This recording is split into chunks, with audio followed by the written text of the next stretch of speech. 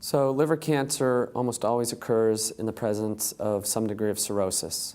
Therefore, when we approach a patient, we need to take into account the severity of their liver disease. A staging system like we use in other cancers like TNM, tumor nodes, metastasis, doesn't really capture the true outcomes for these patients because it ignores the other competing risk for survival, and that is their underlying liver disease. Commonly, we use the BCLC, or the Barcelona Liver Cancer Staging approach. This staging system takes into account not only the extent of the tumor, but also the underlying liver disease and a patient's performance status. And by taking all those things into consideration, it stratifies patients to various procedures that have been shown to improve outcome.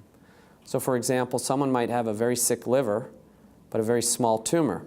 And the prognosis for this patient is very poor based on their liver disease, but they may be a candidate for a liver transplant, a curative approach. And on the other side, a patient might have a very large tumor, but very well-preserved liver function. And this patient's risk from their liver cancer is very high, the risk of death. But their liver disease is well-preserved, so they would be candidates for approaches that have been shown to improve survival. So for every patient we see, it's not only assessing the anatomic staging of their tumor, but also the patient's physiology and their liver function. And that will come into play as we triage patients to various approaches. Yeah. I think the underlying liver cirrhosis is really a big problem. With the liver cirrhosis, liver function is impaired, which means patients are not as fit as patients without liver cirrhosis to really tolerate all treatments. And so we have a significant impact of basically drug-induced toxicity, which really makes it helpful to get a successful clinical trial, because we can have a drug which might be or might have a good anti-tumoral activity, but on the other hand, if it really impacts on the liver and it further deteriorates liver function, the balance might get out of balance, and we might not see an overall survival benefit for our patients. So the treatment, or the drug and the treatments we use, they need to really do not harm the liver too much to be effective and have a long-term benefit for our patients.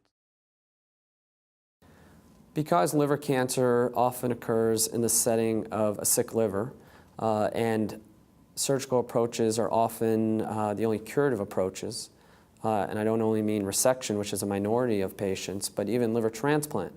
Liver cancer is one of the main indications for patients to have a liver transplant. As it turns out, usually it's at tertiary centers that these multidisciplinary teams function regularly. All the players that are involved in the management of advanced liver cancer can come together on a regular basis and review cases to come up with an optimal plan. And that means surgery, both hepatobiliary and liver transplant, interventional radiology, hepatology, and medical oncology. In the community, it can be difficult to get these types of teams together just because everybody's busy with competing demands. And in some way, it's self-serving, but really any patient with liver cancer deserves to be evaluated at a tertiary center, and specifically one that probably offers liver transplant. Criteria are changing, and if they're not a candidate for liver transplant, usually these centers will have the other specialties available with sufficient expertise to manage patients optimally.